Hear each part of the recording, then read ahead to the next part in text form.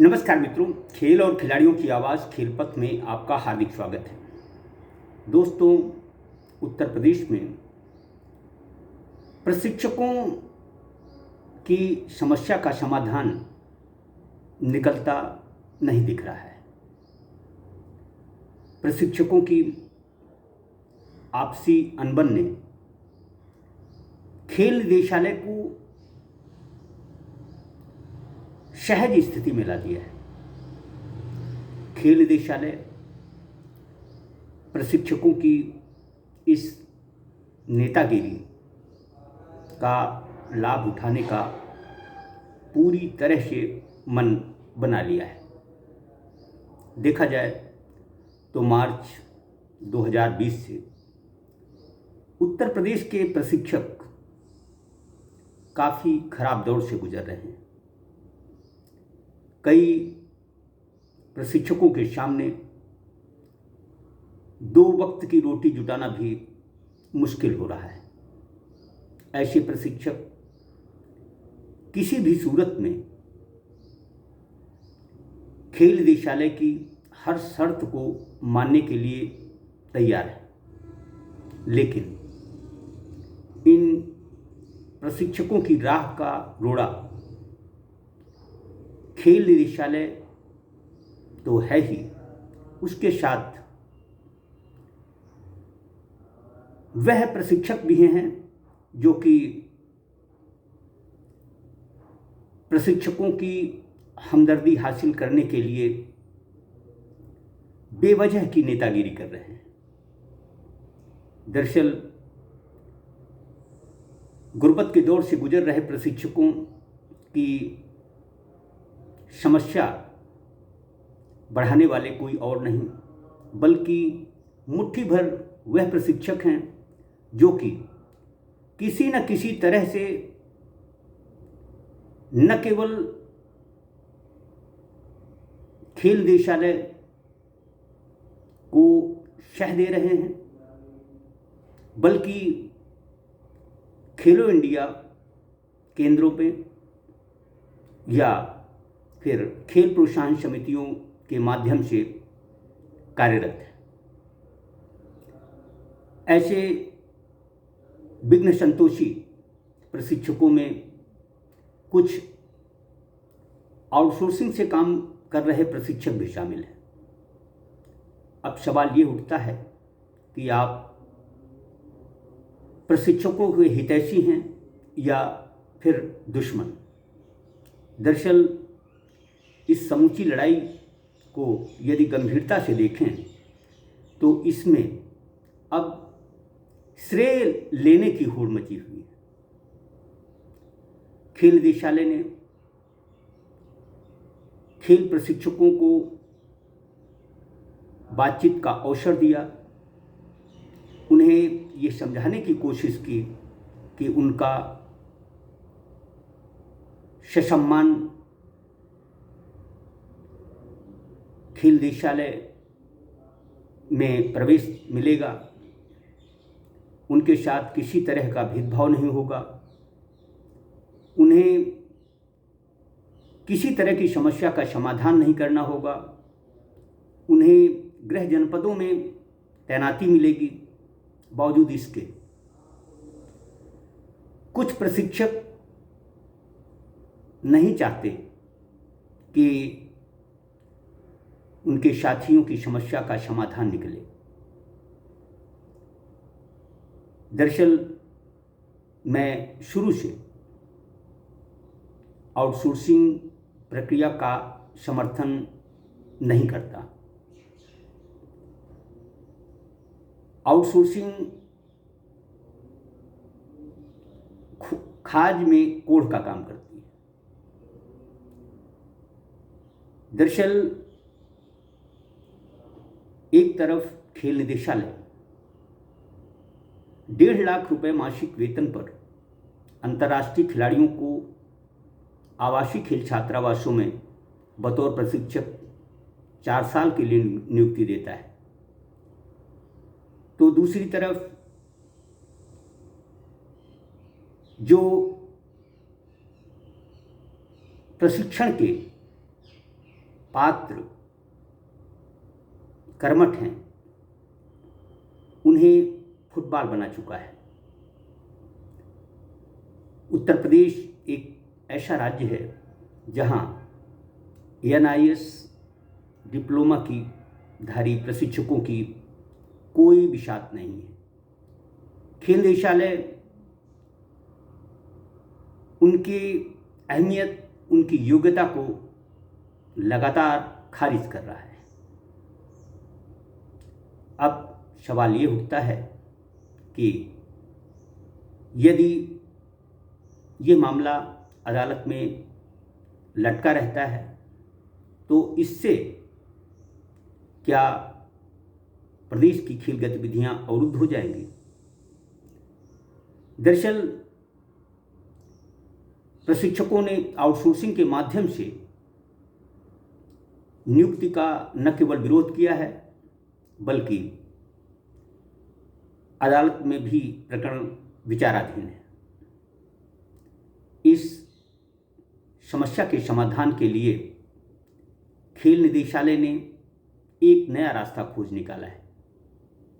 इस रास्ते का नाम है खेल प्रोत्साहन समिति। देखा जाए तो प्रदेश में लगभग 50 प्रशिक्षक खेल प्रोत्साहन समितियों से जुड़े हुए हैं। कुछ प्रशिक्षक दोनों तरफ मीन्स प्रशिक्षकों के साथ भी हैं और खेल निदेशालय के साथ भी। दरअसल ऐसे दोहरे चरित्र के लोग ही गुर्बत के दौर से गुजर रहे प्रशिक्षकों के असली दुश्मन हैं। खेल निदेशालय की कार्यप्रणाली संतोषजनक नहीं कही जा सकती, लेकिन जिस तरह प्रशिक्षक श्रेय की लड़ाई लड़ रहे हैं उसे भी उचित नहीं कहा जा सकता। यदि उत्तर प्रदेश के प्रशिक्षक एकजुट होते, उनमें एका होती, तो किसी भी सूरत में खेल निदेशालय प्रशिक्षकों की नियुक्ति करने में सक्षम नहीं होता। लेकिन दुख और अफसोस की बात है कि प्रशिक्षक दो फाड़ नहीं कई फाड़ हो चुके हैं। कुछ प्रशिक्षक अपने साथियों से डटकर मुकाबला करने का हौसला देते हैं, तो दूसरी तरफ वही लोग खेल निदेशालय के अधिकारियों के तलवे चाटते हैं। क्या इस तरह की स्थिति से गुजरकर इंसाफ हासिल किया जा सकता है? ये सोचने की बात है। दरअसल खेल निदेशालय ने खेल प्रोत्साहन समितियों के माध्यम से प्रशिक्षकों की नियुक्ति करने का जो फैसला लिया है, यदि उस पर वह अमल करने में सफल हुआ और सफल होगा भी, तो उससे सिर्फ और सिर्फ प्रशिक्षकों का नुकसान होगा।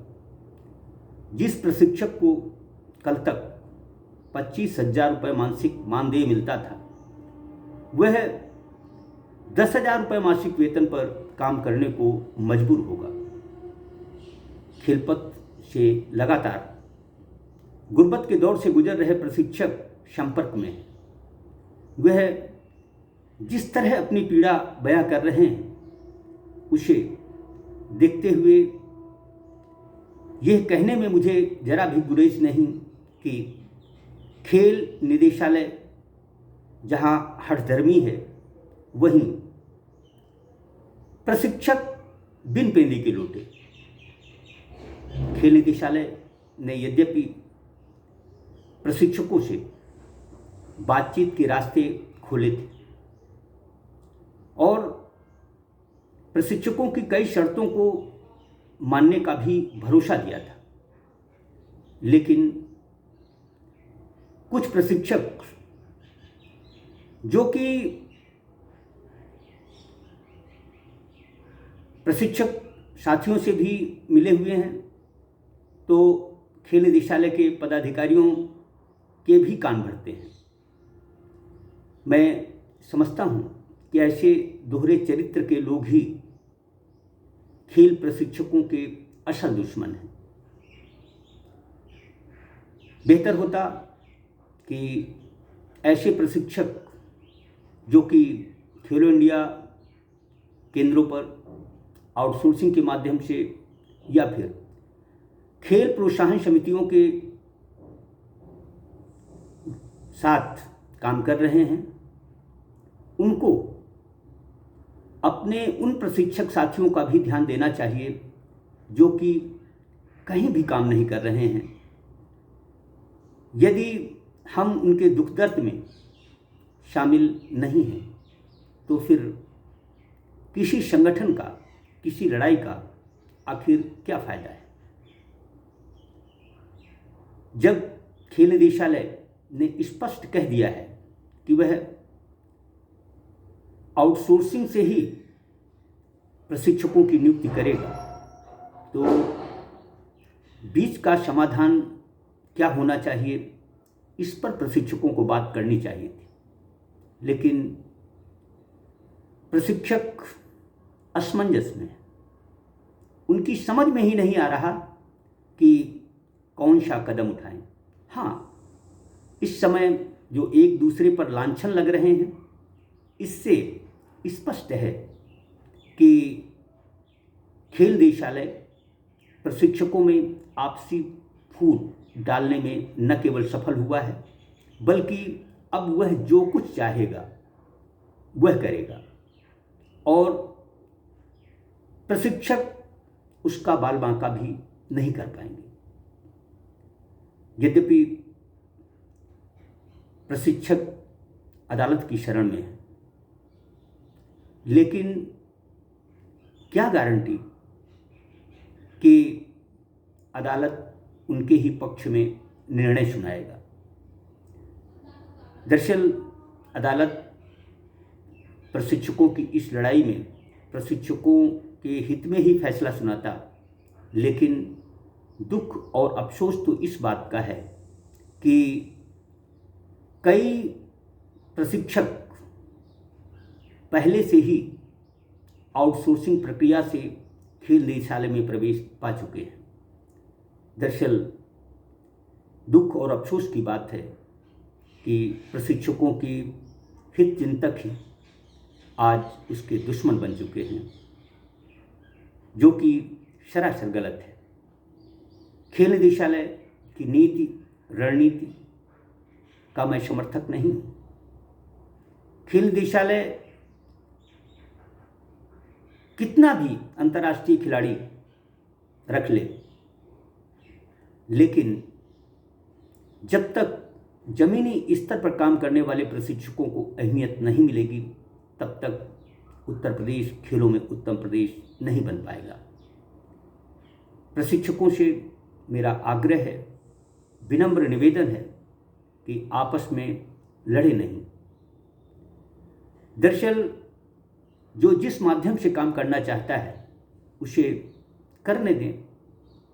समय एक जैसा नहीं रहेगा, समय परिवर्तित होगा और हो सकता है देर सवेर आपके हित में कोई अच्छा निर्णय खेल निदेशालय ले और आपके दामन में भी खुशियां आ बरसें। जय हिंद, जय भारत।